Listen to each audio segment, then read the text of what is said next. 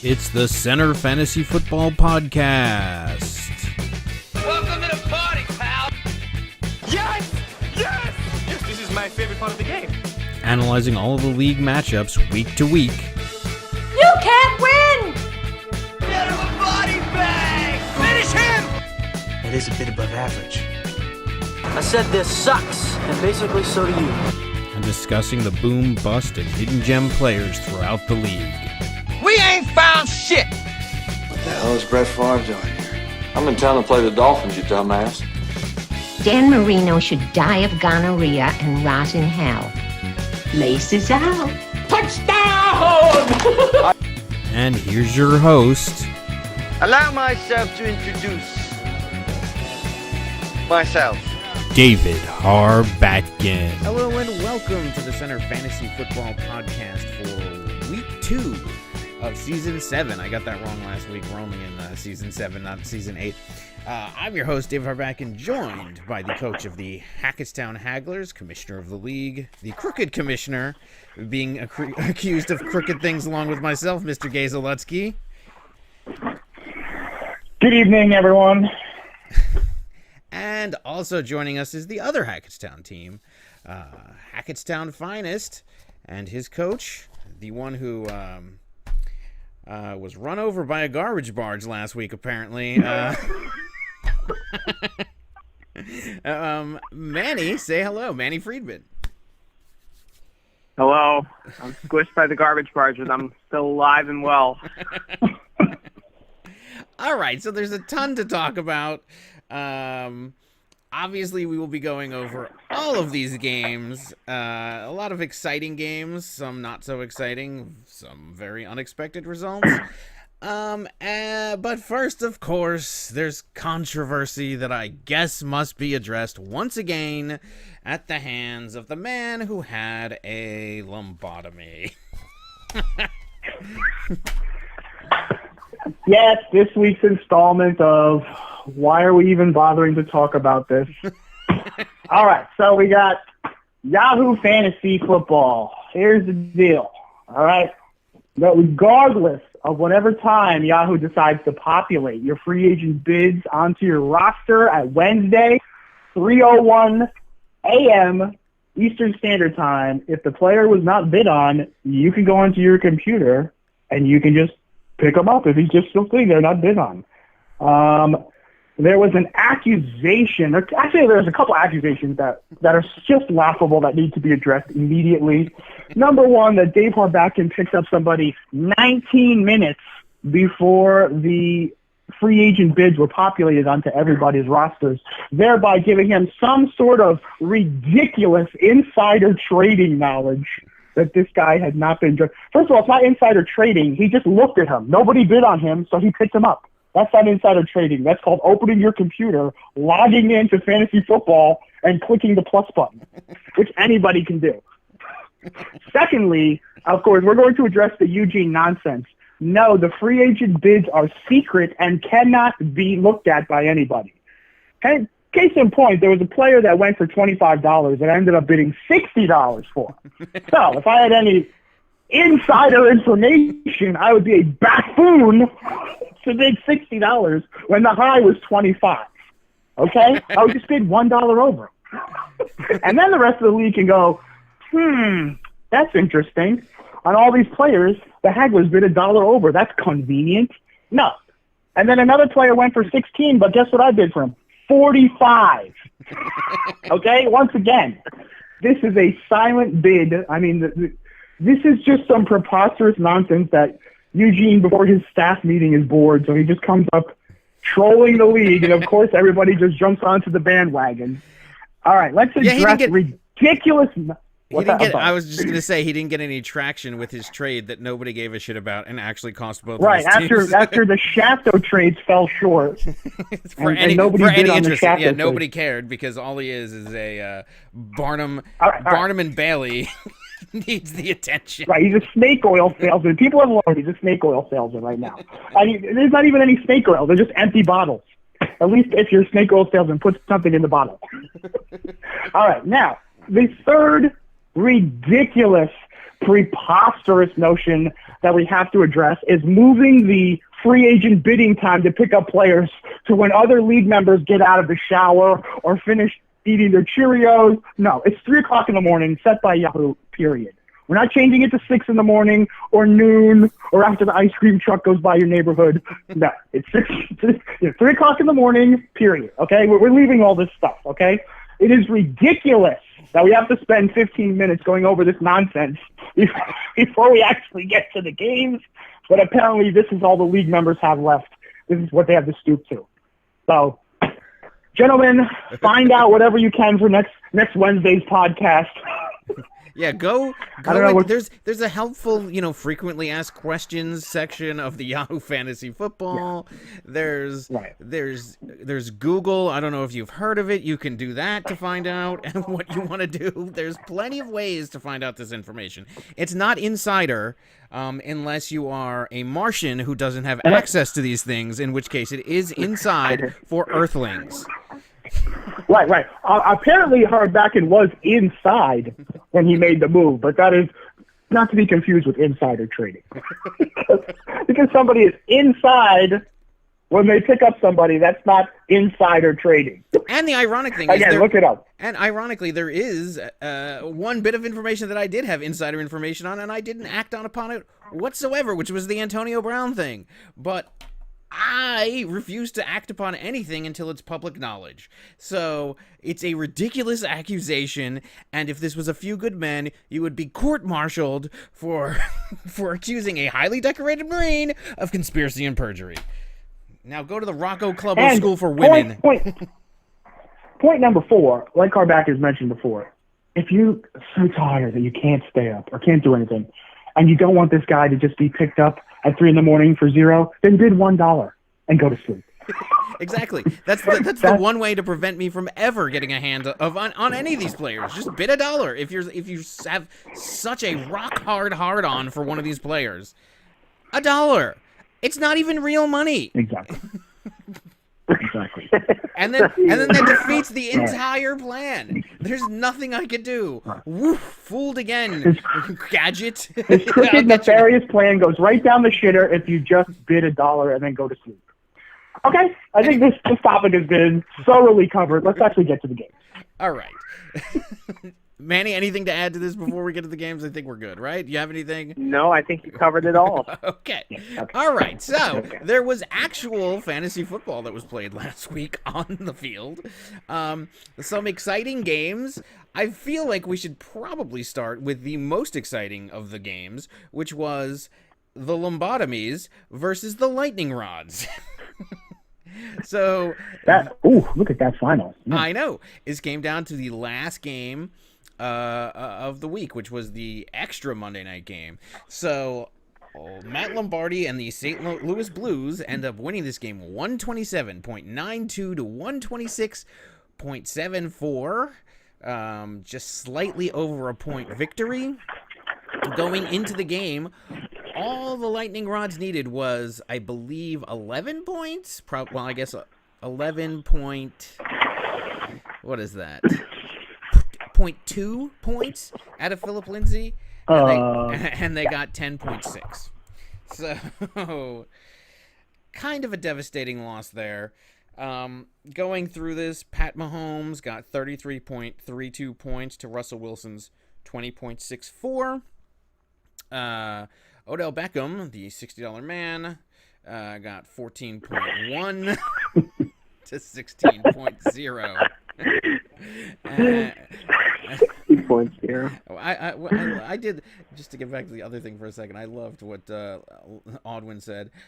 He wants the right to shut down the entire league for an error and omission policy, just like Lombardi has seemed to be skating for. Anyway, Robert Woods only got 16.6, 5.7 from Diggs. That really hurt, as opposed to Keenan Allen's 26.3 points for the Chargers. For running back, the Shafto trade, which shafted both of them, Aaron Jones only got 4.9. And Ezekiel Elliott coming into play got 13.3. Philip Lindsay, as previously mentioned, got 10.6 to Tevin Coleman's 7.6, and he went out with an injury. Evan Ingram. Oh, look at this tight end battle. Wow. 24.8 for Andrews and 28.6 for Ingram. Yeah, those are some impressive tight end performances. There was actually, I was shocked at the tight end numbers this last weekend. They were in the stratosphere. Yeah, don't remind me about Kelsey. Yeah, actually, he didn't. He was not a party to one of those great performances. I mean, he had decent performance. No. But, yeah, I know. And then a flex Randall Cobb. Is that Randall Cobb? Really? He's still playing? Wow, look at that. He's still playing and got 16.9 points to Robbie Anderson's 5.3. Butker got 17 to Bryant's 0. And the Philadelphia defense got 0 to Chicago's 9 points. Were there any bench blunders in this game? Nope. They pretty much played their maximum rosters. I mean, I guess the Lightning Rods could have played Latavius Murray and they would have won the game, which by that 2 points instead of Philip Lindsay, but I mean, what are you gonna do? Or you could have played Kenny Stills, who got 12.7 to Stephon Diggs' 5.7. But I mean, you're not going to make those plays. None of those are a blunder. And then there was like nothing left on the bench for Lombardi. Yeah, thoughts about this game? Well, really, Lombardi only won this game with what? Let's see, 1, 2, 3, 4, 5, 6. He only fielded 7 people because his dynamic duo kicker and defense got 0. Didn't bother to show up. Yeah, that was pretty impressive win. The $60 man contributed, and the Shafto trade almost actually cost him the game with 4.9 points, 7.6 points. It'd be interesting to see what Mike Evans got, and if that would have even helped. But anyway, his tight end definitely. Andrews was a steal. I don't remember at that point if the computer auto drafted for him or that was pre meltdown. I'm not really sure if that was handpicked or if that was computer fashion. But Randall Cobb with 16 was big. Keenan Allen, of course, with a monster game. I mean, Mahomes with 33. I mean, it's like I said, he's got some players on this team that can really put up points. And if Gordon comes back, I mean, that'll make up, unless he just Eugene shafts him out of another Shafto trade. But otherwise, if he keeps him, this team can shape up really well. And then on the other side, the Lightning Rods. Stephon Diggs. That Vikings is a run-heavy team. Russell Wilson, the hero, produced. Lindsey. Ezekiel Elliott, I was a little bit surprised, but that is his first game back. Those numbers are obviously going to take a jump. Anderson's got to go on the gist. I mean, that's a joke. Yeah, with Thomas a good find. Good find in Ingram, and then Butker with 17. He's one of the premier kickers in the league. And, I would have expected a little bit more into the Chicago defense, but he actually almost led all Monday night scorers in that low-scoring clunker. Yeah. That's true. Yeah. Sure. Manny, nice performance by Matt Bryant. That was very impressive. 0 points. Mm-hmm. Yeah, I mean, other than that, I think Jones was a big disappointment in the Green Bay game. I don't think anyone put up good points in that matchup between the Bears and Packers. Nobody got double digits except for Tariq Cohen, I believe. Yeah. And that was like on the last drive of the game. Yeah, no, it was. But I mean, look, Aaron Jones should be fine. He's not going to be playing Chicago next week. I wouldn't panic on that one. Tevin Coleman, on the other hand, somebody needs to replace him, which is why he's aiming for AP. Didn't want to spend the $1 to get him, but wants to bitch about it after the fact. Yeah. I mean, maybe, this doesn't. Obviously, this is the week 1 total, so they don't reflect any, free agent moves. I do believe he did go out there and he got Carlos Hyde out of free agency, and then. So he knows how it works. Interesting. Wow, look at that. Yeah, the $60 man is not benefiting from Baker Mayfield's hideous game. No, that team does not look good. I mean, against Tennessee also. They do not. I was actually watching most of these games. I was at Buffalo Wild Wings watching these games, and yeah, that was one of the games that I was not watching. So. Yeah. I hope Baltimore runs up the score against everyone. I wonder if they will. I certainly hope that they do, especially this week. Yeah. But so, all right. Any other takeaways from this game? I think that this was a good win for Lombardi. I said that he had a good team. He does. He has. He would have had. He does have a decent team. I mean, and so does the Lightning Rods. I mean, you can't. I mean, Diggs. It's not a usual performance. I mean, he has to fix his flex, but still not bad. Yeah, still not bad. Yeah. And Stills was looking good there, filling in for the Kiki Kute role. So, he might be a better flex than Robbie Anderson, especially with Demaryius Thomas coming in. But I don't know. We'll see. And Lombardi, if he goes and gets a better defense, and I mean, Atlanta just got. I mean, they were just owned in that game. So, I mean, I don't think that's going to happen again. I mean, the Minnesota defense is pretty good. So, I don't think Bryant will have those kind of games. Yeah. All right. Well, I guess that's it for this one. Where would we like to go next? We'll let our guest, Pakistan Finest, decide what our next stop is. All right, let's see. I'm going to stay away from my embarrassing loss for a little longer. So I think I'm going to go to let's go to your game. Oh, so push me in front of the embarrassing loss curtain first. Okay, that's great. Here, why don't you get out there? Well, yours wasn't as embarrassing because 1603ers were a little bit better projected-wise. They weren't are we trying to say they weren't a garbage barge, which we have to correct ourselves now?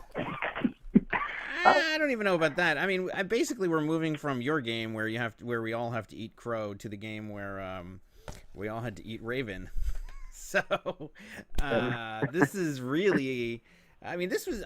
First of all, I'm shocked at how you came back in this game, and second of all, I mean, it's basically two players that did it for me in this game. I mean, when two players literally have more than half the points of the team, it's kind of tough. So yeah, obviously Lamar Jackson had a ridiculous game against Miami. I think I was texting you all morning like, another one. Yeah, that was getting annoying. Now, granted, it was against Miami. I don't know what Harbaugh was doing. I don't know what he was trying to prove by. I mean, it was like 35-3, and he's like fake punting, going for it on fourth down. I guess he's like, all right, you want to rebuild Miami? All right, we'll let you know how it feels. I mean, it was so bad. I saw on Twitter that they were saying a bunch of the Miami Dolphins were asking to be traded to other teams because they didn't want to be on that garbage barge. So we'll see if he has that kind of performance again. I mean, 5 passing TDs, 324 yards, 24 yards passing, only 6 rushing yards, which is not expected out of Lamar Jackson. He also had 2 handoffs for a touchdown, and when he came out, RG3 came in there and threw some touchdowns. So, I mean, just a ridiculous performance. 43.56 points. Phillip Rivers had a respectable game. That game went to overtime. He got 30.92 points.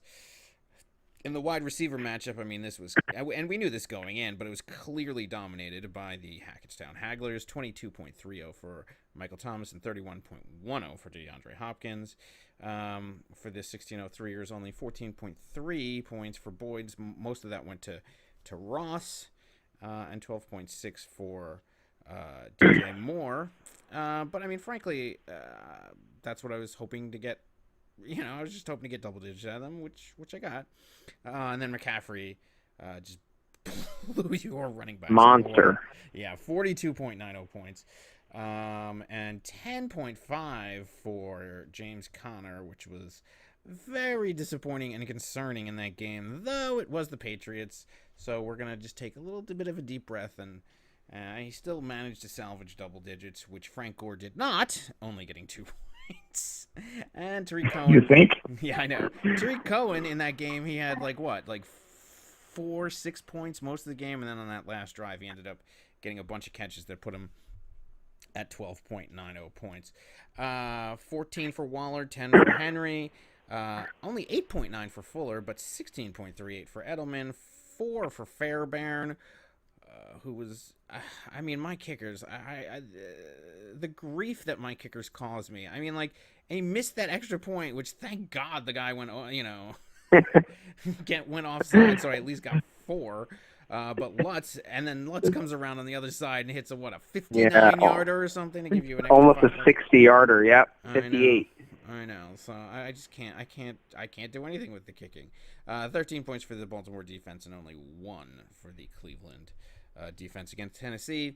Like I said, this is a story of 2 players who scored a total of 86 points out of 163, literally more than half. Of our team scoring came from those 2 players, whereas yours spread it out nicely, except in the running back position. But I mean, you have to be reasonably happy with your performance in this. I mean, and especially to come back in that Monday night game and really make a game of this. Well, it's obvious that Coach Harbaugh got one of those Valentine's Day plush bears and some Russell Stover from Dayfar back in from running up the score on the Miami Dolphins unnecessarily, mind you. I mean, this is a professional football league where you're going for it on 4th down and goal when you're up 52-10. Okay? I mean, Dayfar, can you say benefited from a run up the score blowout? Glorified practice session. That's what it was. I mean, the Miami Dolphins should be ashamed of themselves. They owe me $5 for that loss. I should send them a bill. Because that was. Did you hear what Lamar Jackson said in his press conference? He was like, 5 touchdowns. Not bad for a running back. Yep. You know? Oh, look at him already. Because that's what he thought. That's what he was thought of it last year. Yep. So, so my thoughts on this game. Going into the Monday night game, it was like 120 something or 130. Probably, I think it was 120 to 70. I knew we had a chance, and these guys were starting to pour it on, but it was just too much. I mean, when McCaffrey's pouring it on with 42.9 points, I mean, the rest of the Panthers were just standing there with their blanks in their hands. McCaffrey was running up and down the field like a man among boys. 42.9 for him. And then 13 for the Baltimore Ravens, the game they just kept on giving for Harbaugh. You had the Baltimore defense. Lamar Jackson, I mean, come on. Can they cover anybody? Everybody was running wide open. And then the other 2 times, he could have had 7 touchdowns, but he handed it off. Yeah. And he only rushed for 6 yards. I mean, this could have been a 200-point massacre. And then let's flip to the other side of the ball here. We've got, I don't know, I was so screwed at second running back. We ended up with Frank Snore, and he was horrendous. I mean, he literally handed him the ball, and he fell down immediately. He was a joke, okay? He was an absolute joke. He did nothing. The Cleveland defense, the vaunted Cleveland Browns, crowned them as Super Bowl champions already. They didn't do anything against Tennessee. It was horrendous. And, I mean, look at those 2 areas. I mean, that was it. I offered Nick and Jamie reasonable value for Marlon Mack prior to the game starting. And, Nick turned it down. He recognized the good value of the trade, but he's just like, hey, you know what? I think he's going to blow it up against the Chargers, and did he? Now, had he gone through with that trade, this might have been a different story. But the RB2 situation was abysmal, and it's obviously the glaring weakness in this. And you went through, and how many did you pick up? Didn't you pick up Giovanni I picked up Bernard, Adrian Peterson, I picked up Giovanni Bernard, and I finally ended up with Frank Gore based on volume. It should have been volume of urine, because he was piss poor. Terrible. Devin Singletary had like 4 carries for 70 yards. Frank Gore had 11 carries for 20 yards. I mean, that was at 1.1 yards per carry, and most of it was in mop-up time when they're trying to run out the clock. That's when you need to run forward and fall down. That's when he was a superstar. You should be thanking Matthew Berry for that. I think he had like number 2 on his list of like free agent pickups. Oh yeah, free agent pickups my ass. All right, anyway, so. But your bench looked actually anyway, pretty like good. I said. But your bench looked pretty good. Look, LaShawn McCoy got 10.3 points. in his first game, just getting his jersey fresh out of the the laundromat there, which is, that bodes pretty well over there. Trubisky, who's no longer on your team, he sucked. 14.2 for D.D. Westbrook. Is he still there? Yeah, he's still here. Yeah, that was fine. 25.30 points for Larry Fitzgerald. I don't know where that came. Did that come in the end of that game or something? I guess touchdown helped that. It did. I mean, the problem, as you go down the list and crank off these numbers, the problem is that you can't even fit them into the lineup because the wide receiver position is already full. Yeah, Marvin Jones, Emmanuel Sanders. Yeah. Emmanuel Sanders, actually a very impressive game, 19.6 points. No, not really. He had 1 catch for 6 yards in the first half. He caught a 53-yard bomb and a touchdown in the second half. Otherwise, he would have been Frank Gorish. Okay. Well, I mean, look, I was disappointed with Will Fuller. I mean, he had that fantastic catch, and that's pretty much it. One other, I think, on top of that. But, yeah, overall, I think that, I think McCoy will come on. Look, my final takeaway from this game is you got to understand, you got to recognize when you get beat, did you just get whipped or did you just lose to a team that really just had a great week and scored a lot of points? I think this Hagler's team is going to be dangerous moving forward. Our number one problem last year, we couldn't put up any points. What were we scoring? 60 points a game? It was laughable. We got blown out by the 60-no-3ers by 100 points. Okay, we're not going to have that anymore. So, yeah, you lost, but you put up a $141. So there's some positives to take away. Yeah, I mean that's a good score, and that most of the time will beat a lot of teams. Exactly. Absolutely. All right. And McCaffrey is just a monster. Yeah. Oh, yeah. He knows that because he's playing on this fantasy monster. I wish we could go back in the draft. I would have put up almost 100 for McCaffrey. I mean, he's really good. I got criticized for that too, but I mean, the white guy. But whatever. I get criticized for everything I do. The white guy. Yeah, I mean. All right. Well. And receptions too in PPR. It's crazy. I'm worried about him against Tampa Bay. I need him to get injured. I'm worried about him against Tampa Bay, though, because I never trust the Thursday night games, and I got a bunch of guys going in Thursday games, but we'll see. We'll talk about that when we get to the future games. Let's look back at some of these other games still. Where would we like to go next?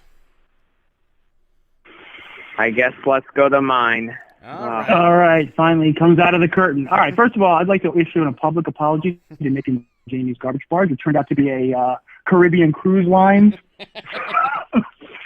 complete with three swimming pools and a tiki bar lounge. Sailing right through Hackettstown Harbor, leaving in its wake a team scoring the most points this week, leaving behind Hackettstown's finest refuse.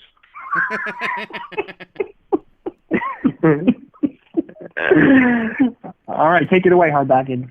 Oh, God. All right. So, I mean, where do we even start? So, the quarterback, actually, Matthew Stafford had a better performance than Carson Wentz, 33.60 for Stafford, 31 for Carson Wentz. For Nick and Jamie, Galladay got 14.2 and 22.10 from Alshon Jeffrey. Wow, I did not see that coming. Whereas they love themselves some Alshon Jeffrey. Yeah. Tyreek Hill went down with the injury. He has an O with only 4.10 points and 4.9 from one of the thousands of Williams that are in this league. And he has a Q next to his name. For the running backs, look, Le'Veon Bell, 23.20 points and 39.40 for Eckler. You got to be happy with the production out of your running backs there. Duke Johnson. Absolutely. Duke Johnson and Devonta Freeman, only 13 for Johnson and 14.1 for Devonta Freeman. How the hell did they score this much? 4.1. That's a typo. 4.1. I know, 4.1. How did they get all these? A 22.5 from Delaney Walker, doubling Kelsey. I mean, that was unexpected. Derrick Henry with 28.90 points. Most of it on that one play where he got a reception for 75 yards. What the hell, Cleveland? I know. The Browns were terrible. I know. 75-yard touchdown reception. He fall on the floor and seizure. It's like as good as he gets. One catch for 75 yards and a touchdown? Are you joking? Yeah. What's that, like a 15-point play? It's ridiculous, yeah. Pettis only got 1.7 out of your flex, 5 for the kicker from Dallas Marr. 16 from Gostkowski, and 18 because, of course, the while they're sipping Mai Tais on the cruise line, they're always reading Defensive Digest, getting 18 points out of the Jets' defense. You still got 12 out of Seattle, but, God.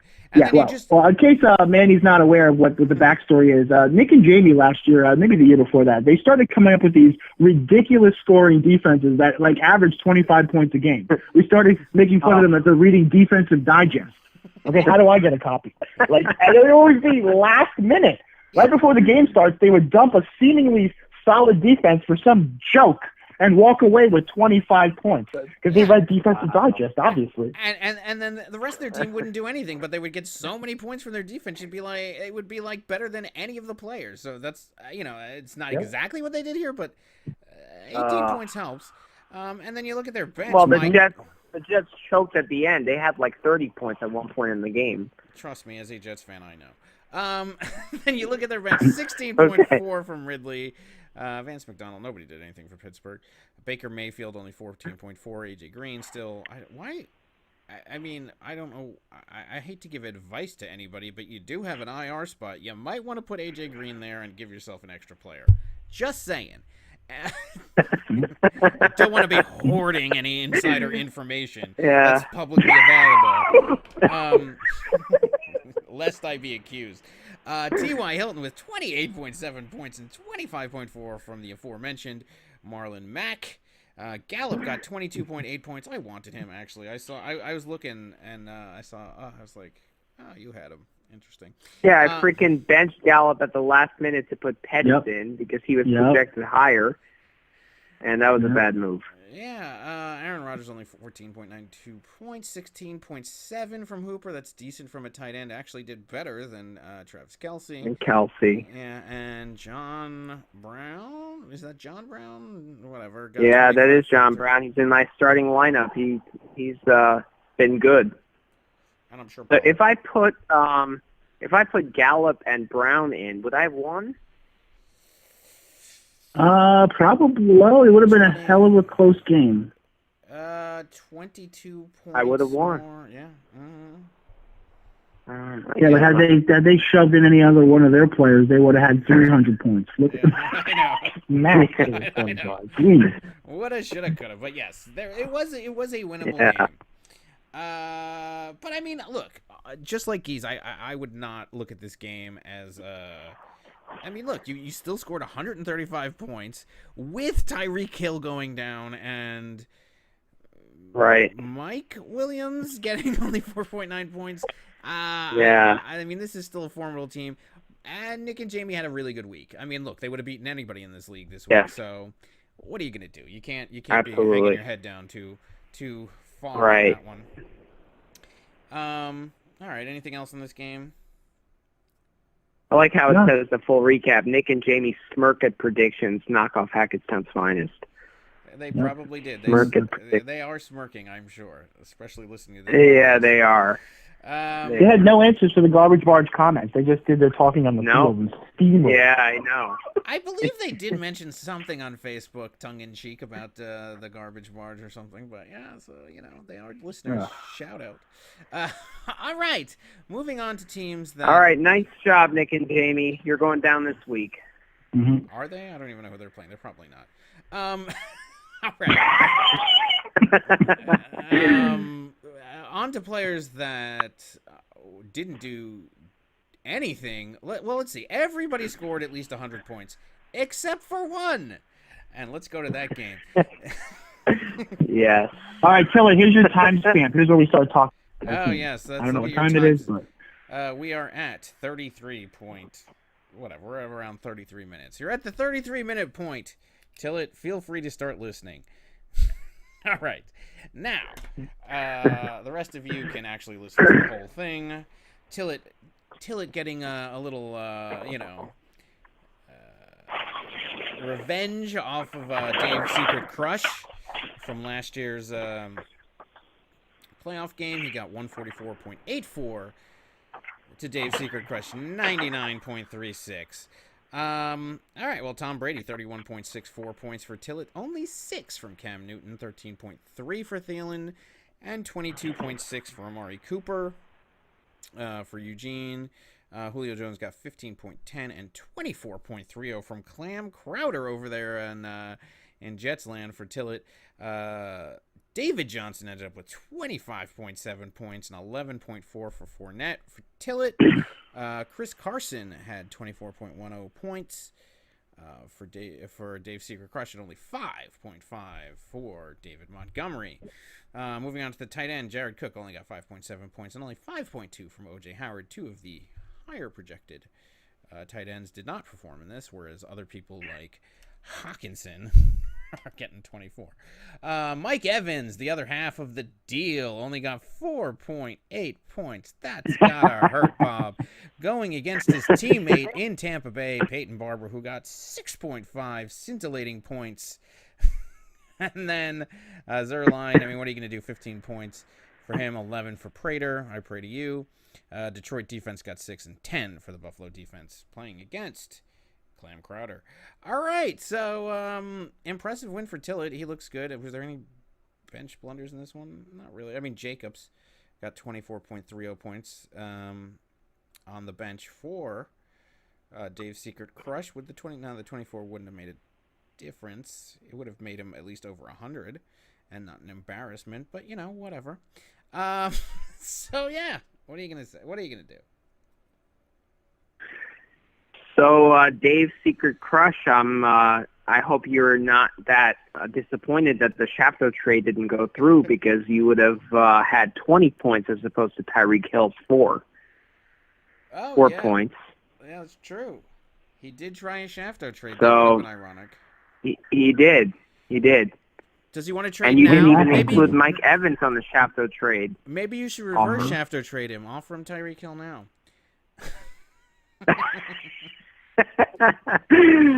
I don't know. Yeah, that might be a good idea, actually. Would you possibly word that as an ex post Shafto trade?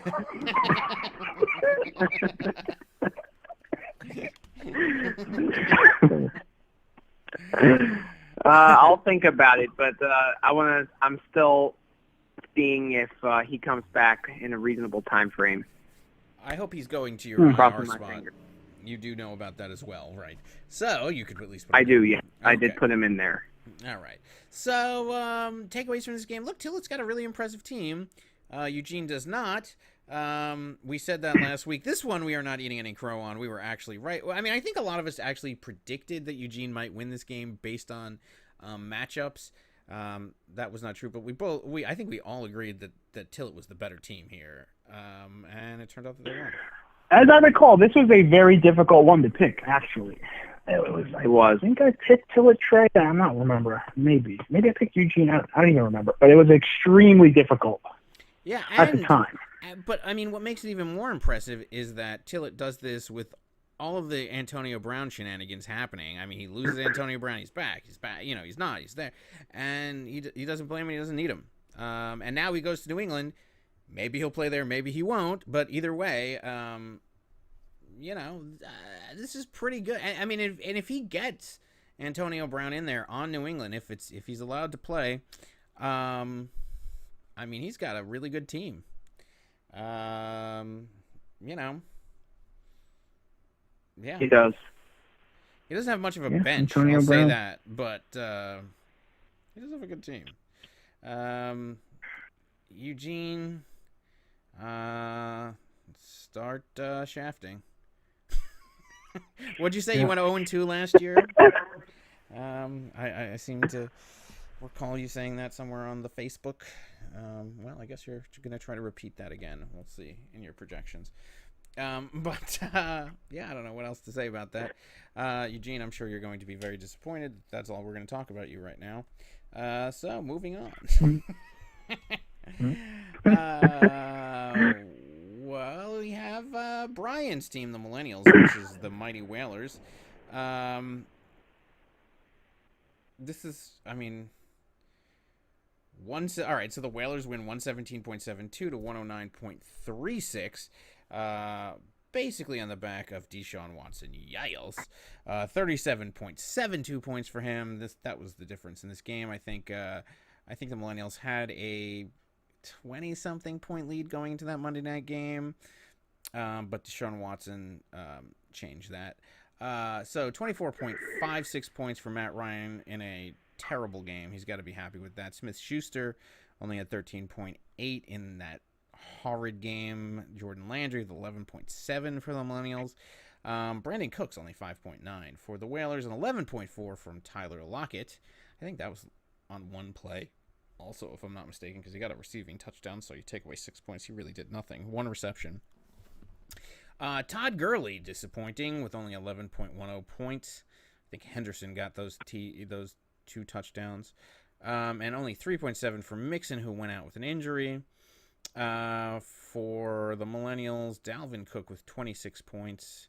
And James White with 13.2. Njoku got 13.7. To Ertz's 10.4. So the Kelsey and Ertz really, the big guys, they didn't really perform. I don't think Kittle performed that well either. Sony Michel went all to Rex Burkhead, but that's what you do when you get too many Patriots. The Millennials seem to be playing Nick and Jamie's strategy of playing lots of Patriots because you never know what the hell's going to happen.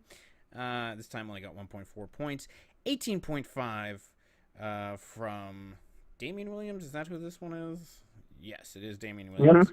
So good there. 11 for Tucker and 8 for the Rams defense. 4 for Crosby in that horrid Thursday night game.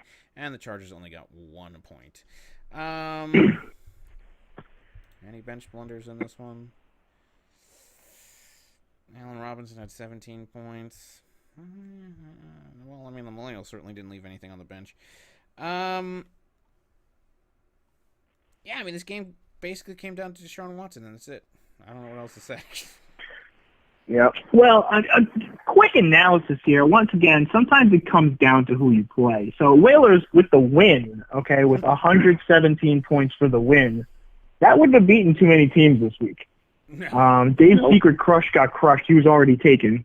So Brian's team was the only other person, I think, that, right? He wouldn't have beaten any other team. So Whalers actually, in this case, lucks out with the scheduling because that 117 is an L for any other opponent, literally, except for the Millennials. And Dave's Secret Crush, of course, because he would have lost to everyone. And Dave's Secret Crush. So you have teams that put up $141 and $135 getting trounced, and the team that puts up $117 rolls in week 1. So again, sometimes it's it's luck of the draw who you're playing. Yeah, and he drew a lucky draw on this one. I mean, we'll see how it impacts him going forward. I mean, these teams are blah. I mean, there's nothing. I mean, Dalvin Cook is a standout. He's really good. Anybody else in this? I mean, Deshaun Watson, obviously, but other than that, I mean, is there anybody on any of these teams that anybody even like they're just blah, all of them. Wow. Yeah, I mean, Damian Williams can be consistently decent, I guess. Because he basically took Kareem Hunt's role. I do love the Yahoo headline, which is "Offensively challenged, the mighty Whalers come back to beat Bryant's team." Yes, that is very appropriate. That is good. Yeah. All right, so I don't think there's anything. Gurley is a real disappointment. Yeah, well, I think they're holding him back for most of the season, and that's going to be a problem. And now, especially with Mixon going down. Yeah. I don't know. Did he get anybody in free agency? I don't know. Let's see. These teams aren't looking great. No, but I mean, somebody has to. I mean, a win's a win. Don't get me wrong at the end of the day, but a win like this in the overall grand scheme of things has very limited value because let's just say all the teams that lost next week win and he loses, the point total puts him probably in 11th or 12th place. Right, exactly. So that's something you also have to start considering. And I'm looking. Weren't the Mighty Whalers projected to be the best team at the end of the draft? Oh, yes, the best team, according to Yahoo, is now considered offensively challenged. What the Yahoo gods give, they taketh away. Yeah. So he picked up Mike. That's a good one. That's a good point. Yeah, I know. So he picked up Mike Brown. Mike Brown? I don't even know. There's so many Browns also. You could make an entire team of Williams and Browns.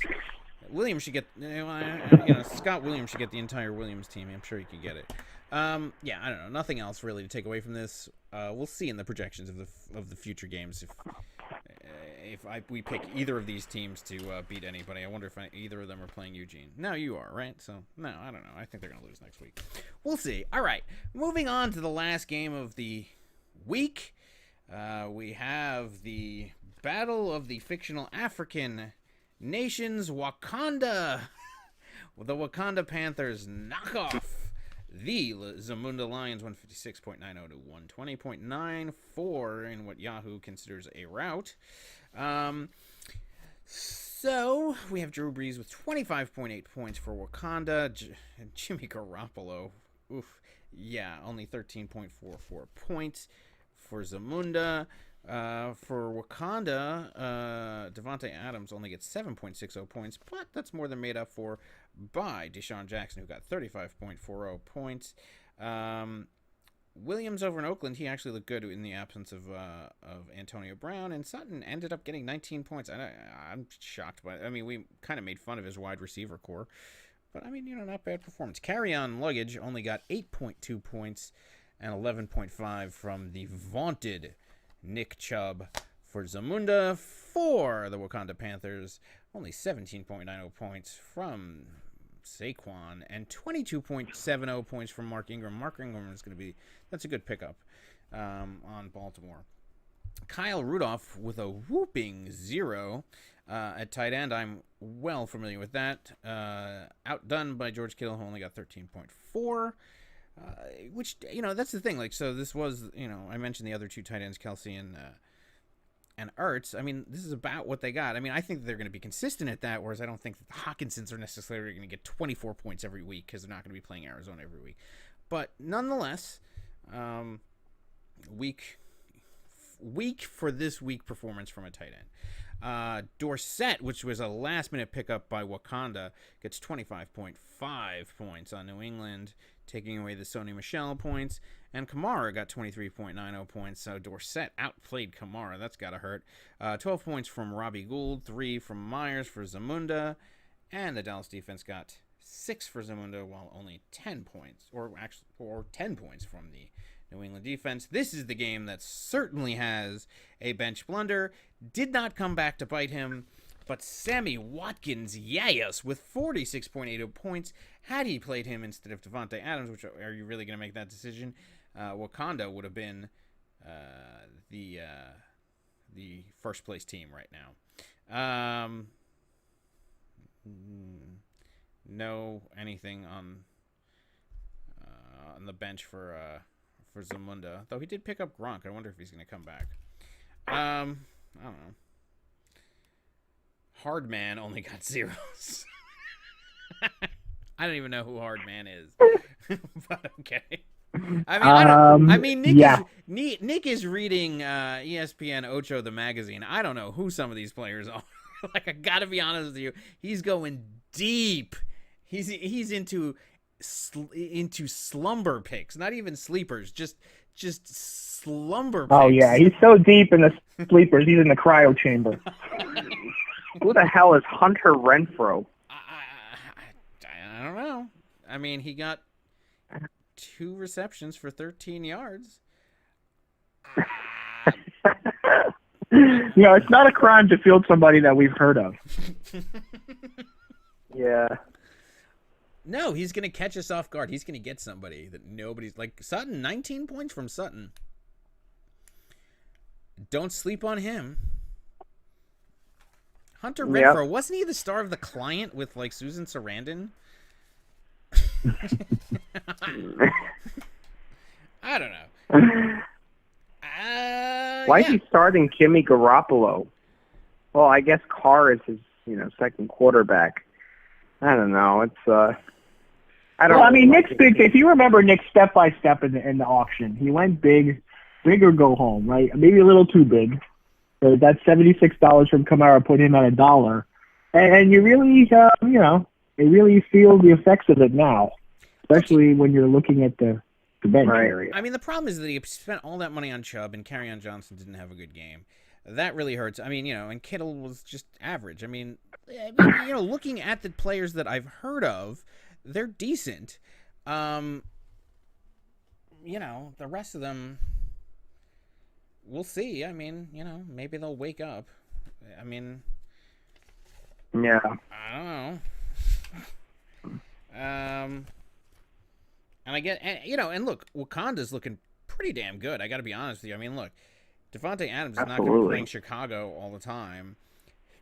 He's still got Deshaun Jackson. Yeah, I mean, he almost has a problem with too many people because D-Jack, how do you pull him out of the lineup? He's hot. I mean, you got to throw Watkins in after 46 points. He's hot. Yeah, and then you got Devontae Adams. I mean, is there room for anybody else? And then Tyreek Hill went down, so he's now the number one option. I know. So you got to be playing him. I mean, look, Philip Dorsett, I mean, you're going to take him out, I would think, because I don't think he's going to perform like that. But, I mean, you plug in Watkins there or, one of them. You put one of the wide receivers there.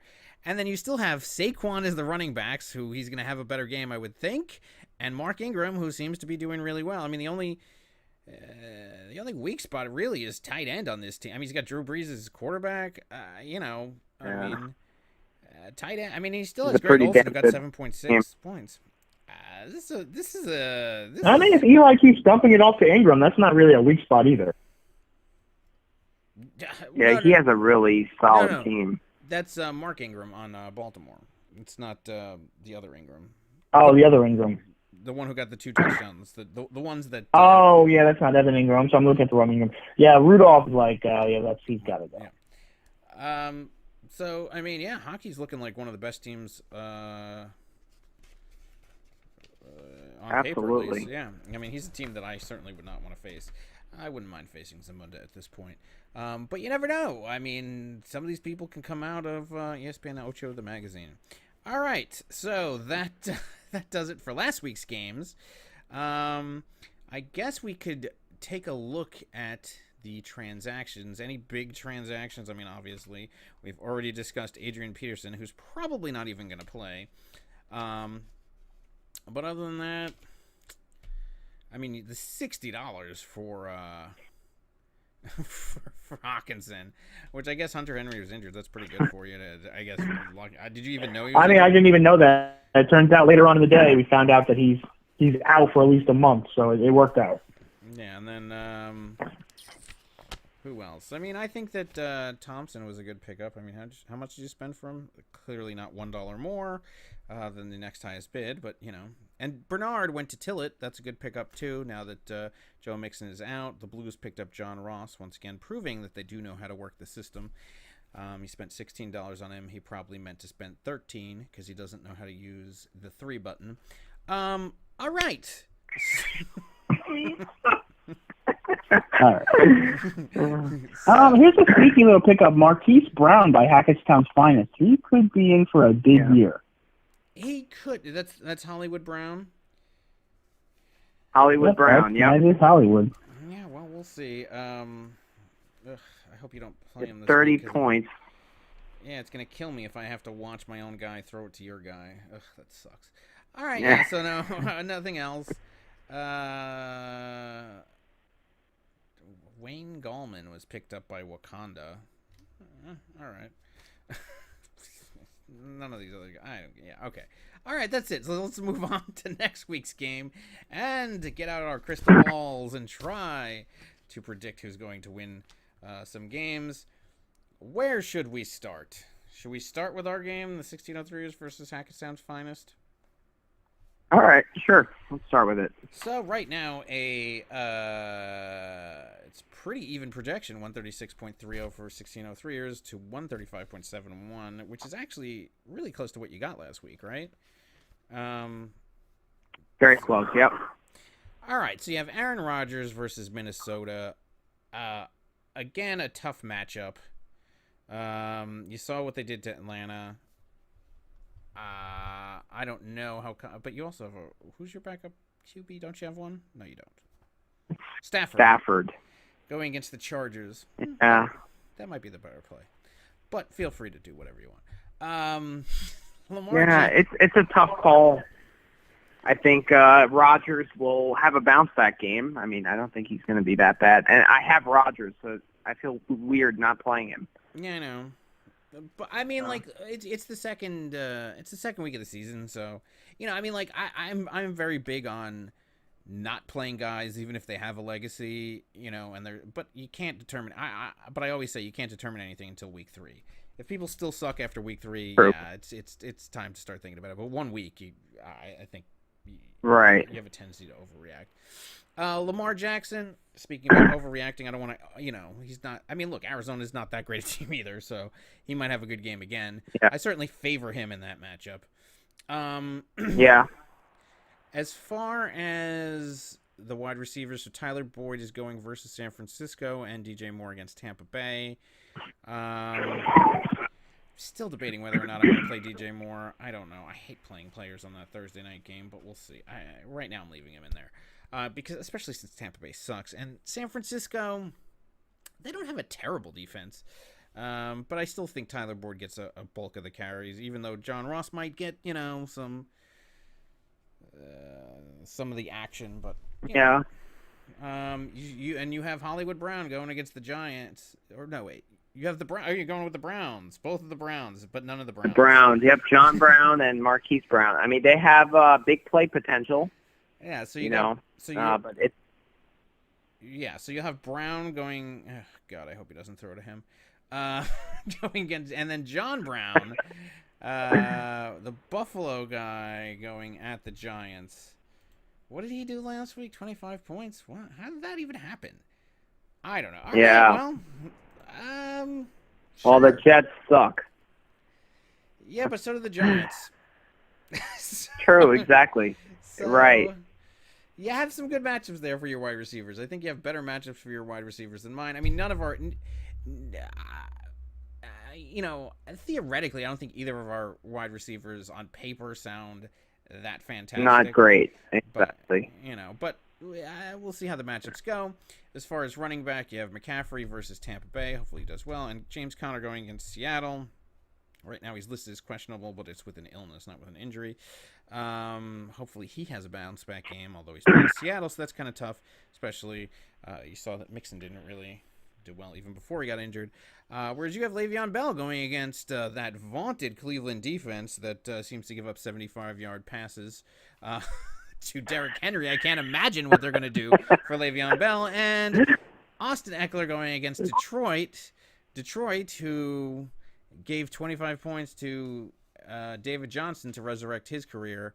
I gotta favor your. I mean, unless McCaffrey gets another. Well, McCaffrey, 40. I'm worried about. Yeah, McCaffrey might get 40 points tomorrow. Yeah. But if he gets anything like even remotely disappointing, you certainly have a pretty good edge at. I mean, you're at least very competitive at running back right there.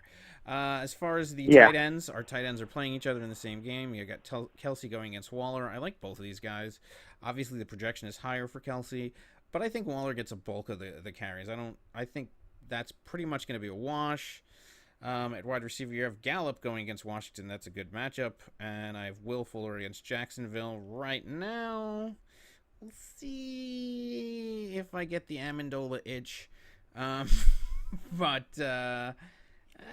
Amendola itch. Right, I mean, but Will Fuller can do something. I mean, look, that's an explosive offense. And hopefully they're not throwing at Kenny Stills. Hopefully they'll start throwing at Will Fuller. So I think I'm going to keep him in there. Fairbairn, my kickers always fucking suck, and it pisses me off going against Mar, who I think will do better. You have the Houston defense against Jacksonville. I have the Baltimore defense against Arizona. I think that Yahoo is right to call this a 50-50 game because, frankly, Yeah, it is. It is. I really don't know. I would have a very tough time. I mean, look, I always pick my opponent. I never pick myself, so I'm going to pick you to win this game. But if I'm actually being honest, I really don't know. I'm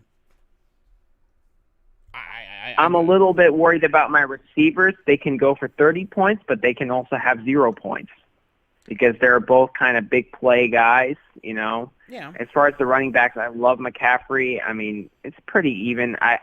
Eckler over Connor. I mean, it's it's pretty 50-50 there. I mean, we don't know how Pittsburgh is going to play. If they're going to play like they did last week, then uh-oh. Exactly. I mean, they're at home, so I think they'll be better. Yeah. I don't know. But Seattle's tough too. Yeah, this I think is the best game of the week. I don't know. I'm imagining that you're going to be like the other Hackettstown team and pick yourself. So that's two Hackettstown. No, I'm going to pick you. I'm All going to try to jinx you here. There you go. See, mine, whatever works. So, Keys, you are the tiebreaker. Who would you pick in this game? Well, this is very similar to the Kimmel-Eugene game last week where we couldn't pick because it was very, very close. I got to say, just looking at this, Boyd and Moore don't really do it for me.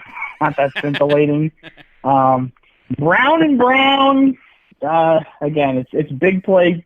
Hollywood needs the big play to really put up the numbers. I mean, he's not exactly possession receiver. Bell versus McCaffrey cancel each other. Eckler, Connor, the tight end. This is literally right down the middle. I mean, Will Fuller certainly wasn't scintillating with his one big catch. Gallup had pretty decent stuff. I mean, the defenses, I mean, Baltimore's going to feast on Arizona again. Jacksonville's not exactly an offensive juggernaut. This is a coin flip. Wow, I got to go with my Hackettstown brethren here. We're going to go with Hackettstown Finder. All right. I mean, and I think that's a totally reasonable prediction. Yeah, this really is a coin flip. All right. So, moving on to the next game. I don't know. Where do we want to go next? Do we want to timestamp it? Let's timestamp it. For the other half, 2 timestamps we need, right? So, Kimmel, you will start listening at 33 minutes and at exactly 1 hour for your personal podcast needs. Sponsored by, I don't know. Insider trading. TaskRabbit. Whatever you need, somebody else will do it for you. All right. So, Tillett going against the Millennials. Right now, the projection is 137.20 to 130.42 in favor of Tillett. He's got Tom Brady against Miami. I think he'll do okay. Going against Matt Ryan versus Philadelphia. I mean, look, he'll at least be at home. Maybe have a better game. For the wide receivers, for the Millennials, Smith-Schuster versus Seattle and Jordan Landry at the Jets. For Tillett, Julio Jones, and he's still going with Crowder at this point versus Cleveland, though I wouldn't necessarily doubt that with that vaunted Cleveland defense. David Johnson going against Baltimore. That's a little tough matchup, and Fournette against Houston. That'll be all right. For the Millennials, Dalvin Cook at Green Bay. Oof, that's tough. And James White at Miami, Njoku at the Jets, and O.J. Howard at Carolina.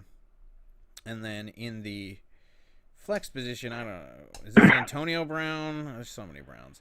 All right. I guess it's Antonio Brown right now. We'll see if he has to put somebody else in there going against Miami. If that actually does happen, very good.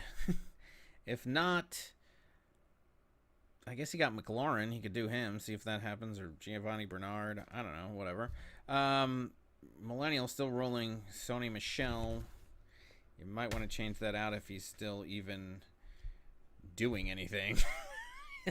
I don't know. Just made any adjustments. Crosby going versus Minnesota. That's going to be a tough matchup. And Zerline at New Orleans. I think Zerline is going to have a feast of a day.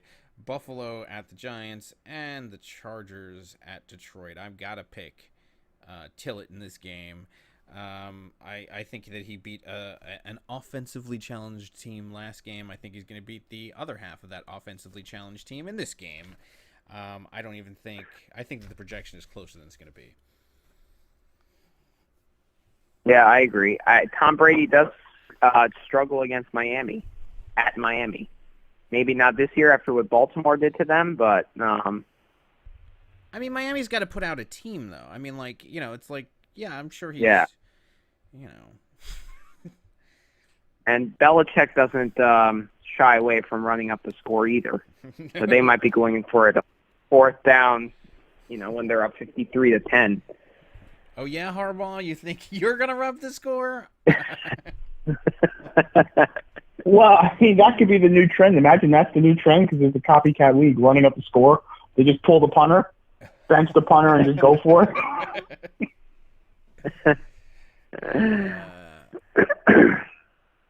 Yeah, I don't know. Yeah.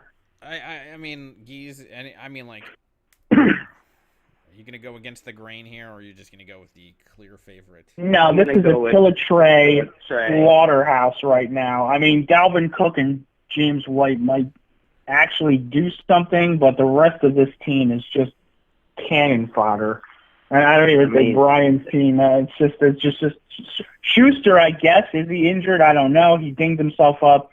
Jarvis Landry and that dumpster fire in Cleveland. I mean, you're going to play two Browns? That's bold. Njoku and Landry after Baker Mayfield's performance? Whew, I'd be suspect. I'd yank those guys immediately during the podcast. Yeah. I expect to see changes right now. Yeah, I think everybody's prediction for the Browns being fantastic this year, I think what they meant was the players named Brown are going to be fantastic this year. The team named the Browns is going to be awful. Yes. Don't jinx my guys, please. Yeah, I got to say, this is my lock of the week right here. This is So far, this is leaning towards mine. All right, so, and where do we move on to next? Let's go to the Wakanda Panthers and St. Louis Blues. Oh, the Lobotomies. Lobotomy. All right, so 2 1-0 teams. One who deserves to be there. Right now, the projection is 139.75 to 122.98 in favor of Wakanda, a 62% favorite, and we haven't even snapped the ball yet. Drew Brees going against the Rams. You know he's aching to play this game. He's got a 23.78 projection against Mahomes at Oakland. Ooh. Mahomes will light it up there. Devontae Adams versus Minnesota. Once again, another tough matchup, but he should theoretically have a bounce-back game. Odell Beckham at the Jets. I think Beckham will do well in his old confines, even though it's against a different team. Keenan Allen at Detroit. I think Allen will have a good game going against Deshaun Jackson at Atlanta. I think he's going to have a good game. Saquon versus Buffalo. And Ingram against against Arizona. All right, that's going to be a bloodbath there. Wow. Against Aaron Jones versus Minnesota, the 4-point whatever trade shafto bait versus Minnesota, and Carlos Hyde versus Jacksonville. I gotta give an edge to Barkley and Ingram over there. Hockey's gonna be playing Olsen versus Tampa Bay on Thursday night versus Andrews versus Arizona. I actually give the edge to Andrews in that matchup. And then Randall Cobb, 7.47 projected points versus Sammy Watkins with 19.8 projected points, because 40 projected points would just be insulting. Robbie Gould at Cincinnati and Matt Bryant trying to actually get a point this year. And Lombardi rolling with the Pittsburgh defense. Now, granted, they got a negative 1 point last year. It's a bold move, Cotton. Let's see how that pays off for you. Going against New England at Miami. I don't know. This is a competition for lock of the week for me, too. I think Wakanda has I mean, like, this is a favorable matchup. Yeah, Wakanda has a crazy team, and I think he has a bye week this week. Yeah, but that's what you said last week against the garbage barge. So you got to be watching with those bye weeks. They can be tricky. Yeah, I've lost many a time on what I thought was a bye week. But I mean, Wakanda's looking, you know.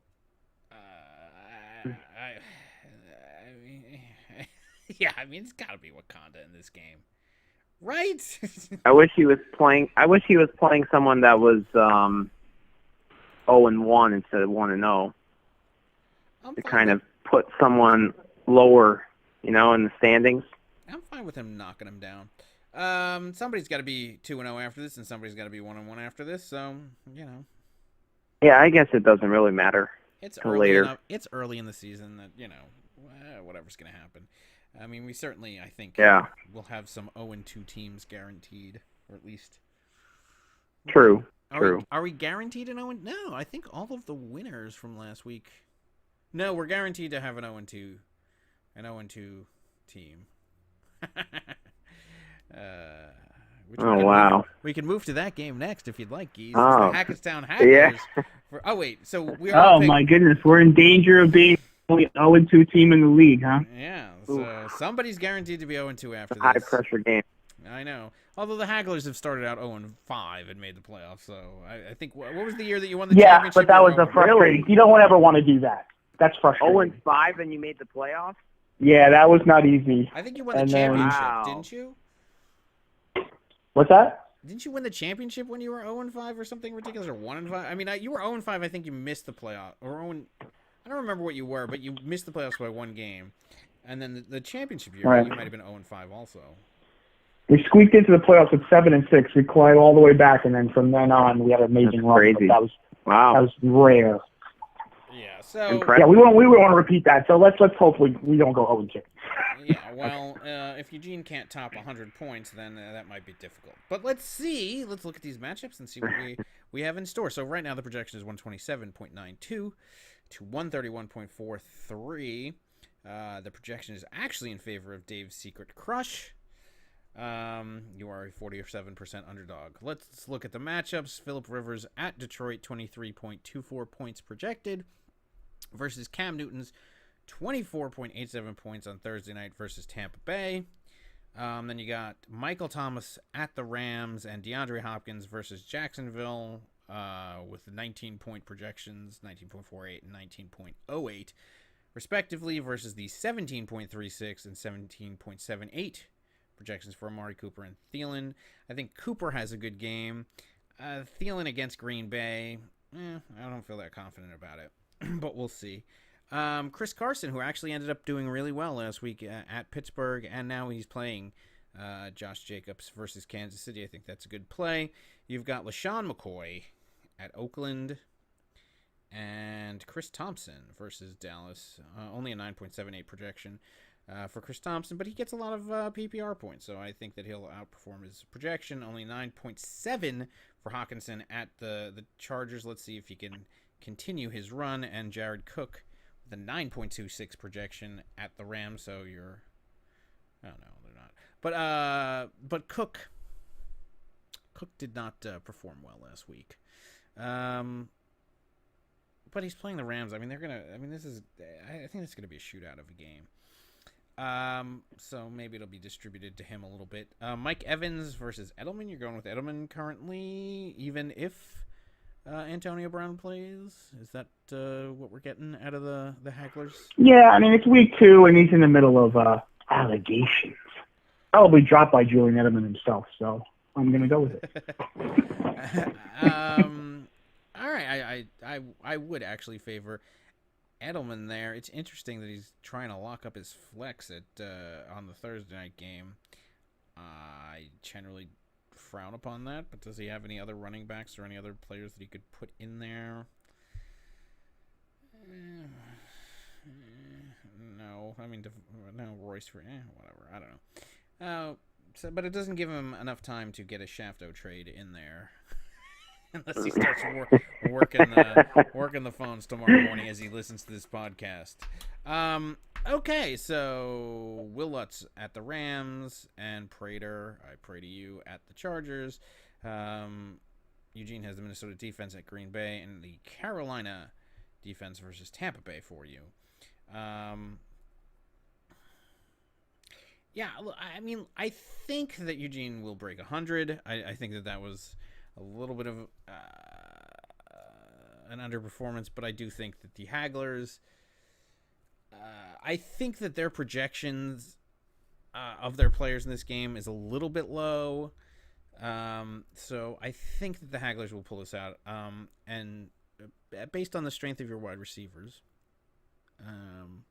But I do think this will be a closer game than it was last week. Well, I'm just looking at all the different matchups. Both of these teams will be completely finished by the Sunday game, the Sunday afternoon game. There are no Sunday night, Monday night games. So this contest will be finished by 7 o'clock. Interesting. Nobody's even available even on the benches to play Monday night. So, I mean, so it's going to be decided by the time the dust settles Sunday at 7. Unless, of course, I do think some of your projections are low. Chris Thompson is a little low, and I think Will Lutz is low. I think he'll have a good day. I think Hawkinson is low, too, to be honest with you. Yeah. But Lutz should have, I think that's going to be a shootout. A lot of points. Yeah. Yeah, I think that's where I think, Yeah. And I think Evans is actually a high projection for him. Yeah. Newton might be high. Cook might be high. Thielen might be high. I mean, just considering who they're playing against the Panthers defense, you're going to give Evans 16 points after his week 1 clunker with James Winston, just hard and no running game. That's a little bit high. I know.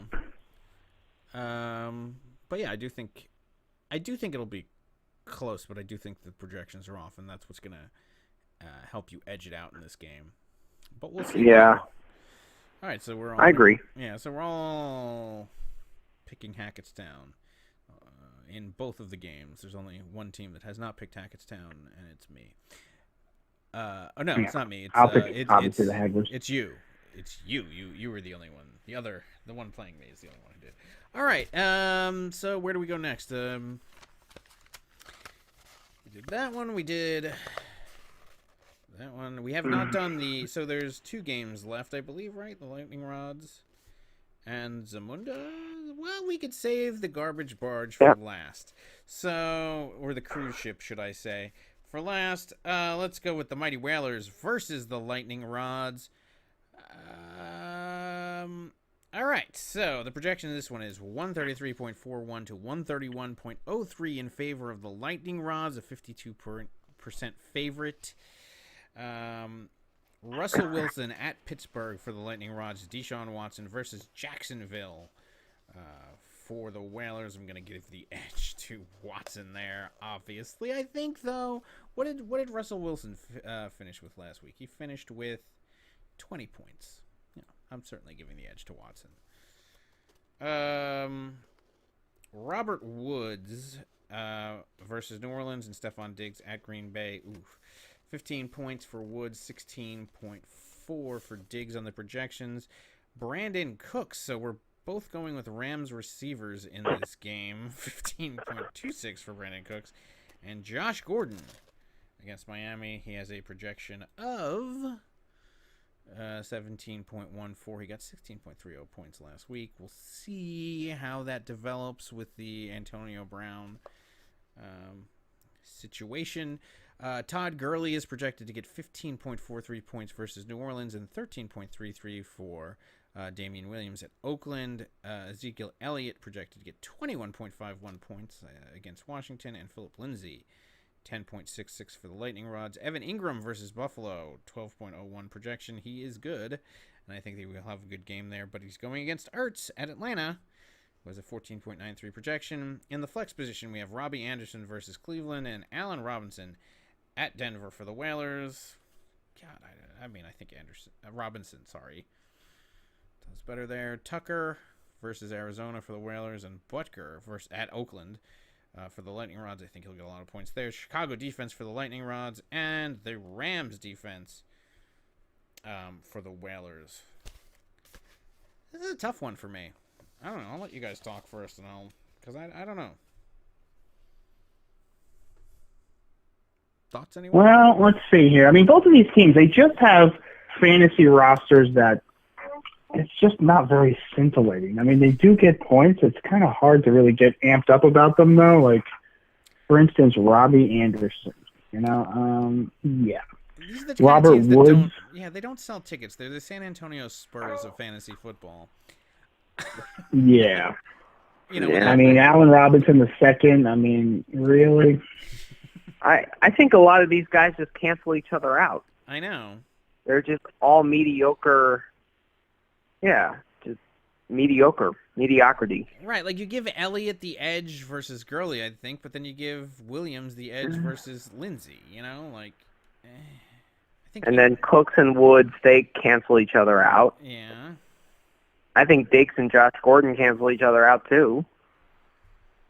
And then Ingram and Ertz, I mean, they're both, decent on paper, but, I mean, Ingram had a better week last week, but I think Ertz is better, so I don't know. That kind of cancels each other out, too.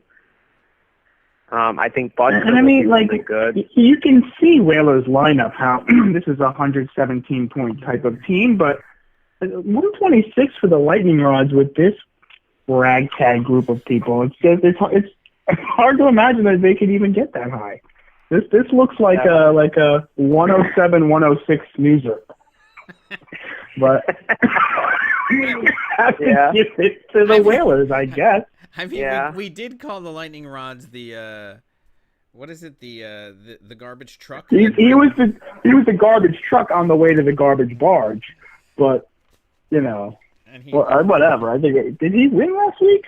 No, he didn't. Okay, I was gonna say if he's 1-0, then it doesn't matter who I got. I guess my team's the garbage team, but but I mean, they just don't excite you. They just don't do it for me. But I guess in a squeaker, I guess Whalers can pull this one out. I guess. I think I think the quarterback. Yeah, quarterback. I actually think just karmically, I think the Whalers are going to go 2-0 and have less points than a lot of the 0-2 teams. Ironically, I That's something to be concerned about playoff time. I mean, when you're trying to make a playoff spot, though. Yeah, because it eventually catches up to you, and if you don't have the points, it ends up hurting you. But a win's a win, and obviously that's the first tiebreaker. But if he gets himself into, I mean, look, if he could pull out these games early, they're important. But if he's up against a team where he just needs something to happen, I mean, that point total, I don't know, I don't see it. I mean, he's also got some injuries. What's going on with put Mixon or Tate on IR. Put somebody on IR. Pick up. I don't know. I mean, maybe he should. I'm sorry, I fell asleep there for a second. What? That's what these teams make you do. I mean, just talking about these teams is just putting me to sleep. I got so deep, I actually learned who one of Nick's receivers is. No, I'm kidding. I still don't know who they are. Yeah, I don't know. Whalers, all right. We'll pick you. Whalers. Yeah, I have to go slightly with the Whalers. Sure. All right, which leaves us with the last game, the cruise liner of Nick and Jamie, the first place team going against the Zamunda Lions. The projection right now is 125.75 in favor of Zamunda, favored against the 124.99 points of Nick and Jamie's cruise ship. So Zamunda is going with Derek Carr versus Kansas City. I think that's a decent play. Carson Wentz at Atlanta. I think that's a good play. 22.7 projected for Carr. 25.81 for Nick and Jamie. At the receiver position, he's going with Alshon Jeffrey at Atlanta. 13.44 projected points. And T.Y. Hilton at Tennessee. 16.37 points. Let's see if he can keep it up. I think he actually might be able to. Tyrell Williams in Oakland versus Kansas City. I think he'll do well. And D. Metcalf, the wide receiver for Seattle. I have to point out who these players are because I don't know who half of them are. I'm just trying to remind myself with a 9.23 projection. He got 12.90 points last week. Just watch the Matthew Berry show around 4 a.m. I know. That's you'll clearly... see all of these players. He's going deep into the Ocho's fantasy football coverage. All right, carry-on luggage versus the Chargers. And Nick Chubb at the Jets for Zamunda. Duke Johnson versus Jacksonville. And Marlon Mack. He's going to be playing Marlon Mack at Tennessee. So 14.51 projection for Duke Johnson and 13.67 for Marlon Mack. The Battle of the Tight Ends. Delaney Walker versus Indianapolis. And Kittle at Cincinnati for Zamunda. 12.64 for Kittle projection. And Delaney Walker with a 10.65 projection, though he well outperformed that last week. At the flex position, Derrick Henry versus Indianapolis with a 14.47 projection for Nick and Jamie. And Kamara continuing to be a flex player, apparently, for Zamunda. 21.12 points at the Rams. Gostkowski at Miami for Nick and Jamie. And the New York Jets... are their defense versus Cleveland are their defensive digest pick of the week currently, though we'll have to see if that gets dropped 5 minutes before the game for some unknown entity that they read somewhere deep in Defensive Digest as they're circling Bermuda. Going against Tennessee versus Indianapolis for the Zamunda. I'm going to pick Nick and Jamie to win this game. First of all, just out of respect from last week.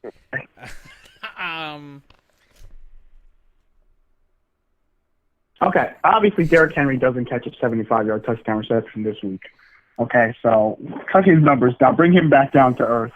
Marlon Mack's a good play. I think Duke Johnson's, Kelton's fine. Jeffrey, they love themselves some Alshon Jeffrey. He seems to put up points every week. And they can get some twofers from Wentz, so they can get that going. On the other side, Nicky Baby with Nick Chubb. There's the Zamunda Lions with a little bit of a whimper last week, not much of a roar. They carry on luggage. I mean, Nick is riding his running backs to the finish line. But I think you want to crown them. Cleveland Browns didn't exactly get it done for him there. And then these latte picks from Matthew Berry while you're sipping on your mochaccino. This Metcalf stuff from Seattle. He had flashes. I mean, I don't know how far the Raider offense is really going to take you.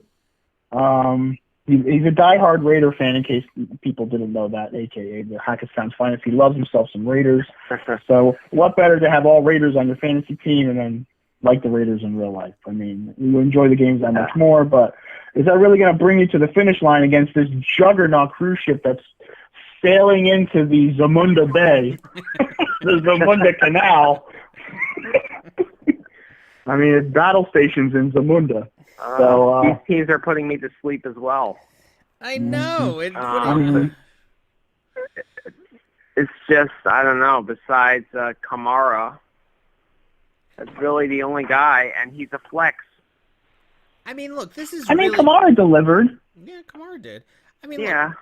Look, these are two teams that clearly are watching and reading deep to the fantasy, archives about, I mean, it's why they're so boring. Like, I mean, I guess, if you, they're just all picking out fucking sleepers, and Nick and Jamie are better at it. Yeah. Yeah, that's true. I mean, Nick and Jamie was pretty good last week at picking sleepers on week 1. Yeah, whereas Zamunda did not. I mean, he's reading the Zamunda Times over there in. Well, look, you gotta understand. Nick's week 1 picks were out of the cryo chamber, out of the auction, because he had $1 left. So there was literally nobody he can really go after until everybody went to sleep in the auction. I think he even went to sleep and let the computer auto draft the rest of his team. So, but I mean, after that, you got to pick apart this team and say, okay, who's on the back cover? Who's on the back cover of the Matthew Berry podcast review? I mean, you got to. I don't know. How long are you going to go with these guys? I mean, Kamara's good. Chubb is. Until the Cleveland Browns prove something, I don't know what you do with Chubb. Browns. Yeah, and his bench, hard man. Is that innuendo? What's going on with that guy? Hard man. I'm just gonna call him Renfro. He was not from Tecmo Bowl. I think there was a guy named Renfro in Tecmo Bowl. Yeah, there was also a guy named Renfro on the client. Are we playing like Fantasy 2019? I don't know. And Hardman, isn't that like Boner from Growing Pains? I don't even know. What? Anyway. And I mean, I think we're going way, way too many layers deep already going after Gronk, tucking him away. I mean, let's get a win first. Tucking him in for week 14 when he's already out of the playoffs. Yeah, week 14 of season 8. or 9. Like, my God. I mean, he's over. Even though we have to redraft, it's not a keeper league, but like, my God, like, when are these gonna come to fruition? I mean, I don't know. I'm not saying that they're not going to sprout, but I mean, honestly, these are such esoteric picks that I don't even know. I can't even comment on them because I haven't heard of half these people. Yep. So yeah. I mean, Miss Cleo, help us out. You know what I'm seeing? I'm looking at both of these guys' benches, and what I'm seeing is 6 open spots for each team to pick up free agents. I don't know why they're keeping any of them. Yeah. I'm seeing 12 free agents that should be dumped into the open market. I mean, these guys are... Well, I'm not picking up any of these guys. Yeah. I mean, and frankly, if you 7. drop them all. Keep AJ Green in IR. My God. And, like, nobody's picking up Hardman. Yeah. Nobody is picking up Hardman. Renfro, no. I still don't know who that is. Garoppolo, he could go. Like, projected for 2.28 points. You're keeping him. I mean, Sutton, he had a good performance last week, but he's versus Chicago this week, so... And granted, that's the only thing I could judge the performance based on is because I don't even know who he is. Well, maybe Nick will have the luck of the barge, because isn't this what we did to Nick and Jamie's team last week? At length, picked their whole team apart and laughed the entire time while they roll up $1.69. Yeah. I mean, maybe. So maybe Nick will have the luck of the garbage barge. Maybe. I don't... Yeah. I don't think Nick and Jamie's luck is going to last. I don't see these guys. But, I mean, the matchups, I guess, are decent for him. Yeah, I mean, Indianapolis at Tennessee, it's good. Yeah. Right? And there's a lot of players in that game. He's got T.Y. Hilton. He's got Delaney Walker. He's got Derrick Henry.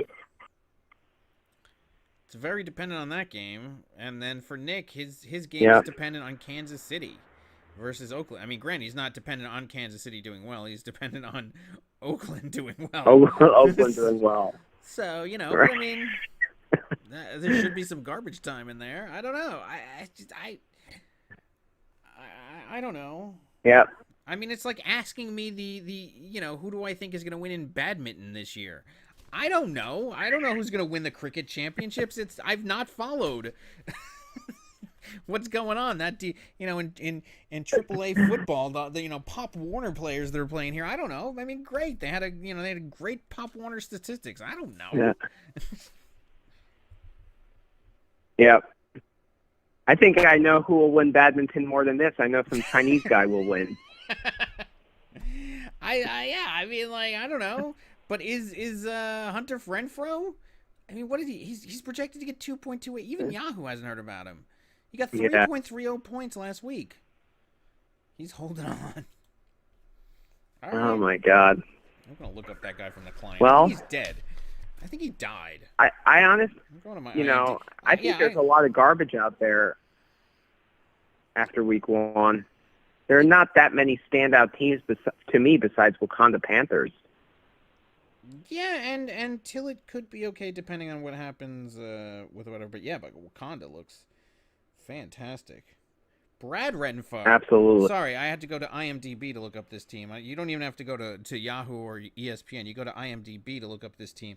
So Brad Renfro was the actor from The Client, not H. Ren. What was it? Was Hunter Renfro, right? Hunter, yeah. I don't know if they're related, but Brad Renfro, yeah, he played Mark Sway.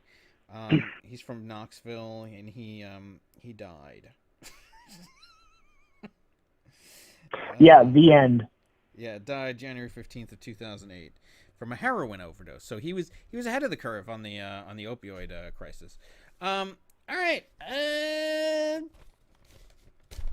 Yeah, that about does it for the actual review of the games. All right, it's time for our upset and lock of the week. I guess we could start with the upset of the week. I think if I'm going to go with my upset. So there's so many close games out there. I mean, the true upset of the week, I think, would be the Millennials over Tillett is a candidate. But St. Louis Blues over Dr. Hockey. I think Hockey rolls over them. I think Lombardi over Wakanda would be the upset of the week by far. Absolutely. Oh, it would be, but I mean, as far as the upset that you think will happen, I think the upset that's most likely to happen would be the Hagglers over Dave's Secret Crush. I think the projections right now are just totally off. So I think, in terms of the upset that will happen, I think that the Hagglers will probably beat Eugene's team. Most likely. I don't know. But I agree that if the Blues were to beat Wakanda, yes, that is the upset of the week by far. Absolutely. As far as the lock of the week, I mean, we had a bunch of candidates for this. I mean, didn't we? I remember us talking about 2 of these, at least, right? I mean, Tillett looks smooth over the Millennials, and then, I mean, you can't ignore Dr. Hockey. He's looking pretty good. I think I gotta go with Wakanda over St. Louis for my lock of the week. I don't think that there's. Yeah. I mean, come on, look at that. Absolutely, that team is crazy. Yeah. Especially now, Sammy Watkins is the number 1 receiver. I know. In the next few weeks. Yeah, I mean, we'll see. We'll see how it what happens after Tyreek Hill comes back. But in the meantime, I think Hockey's gonna rack up some wins and some points. It's, is going to do well for him. Yeah. Certainly, if he needs anything to get into the playoffs, if anything happens. So, yeah, I think that he could have gotten it last week. He would have been in first place last week. I think he actually moves into first place after this week. All right. Yeah.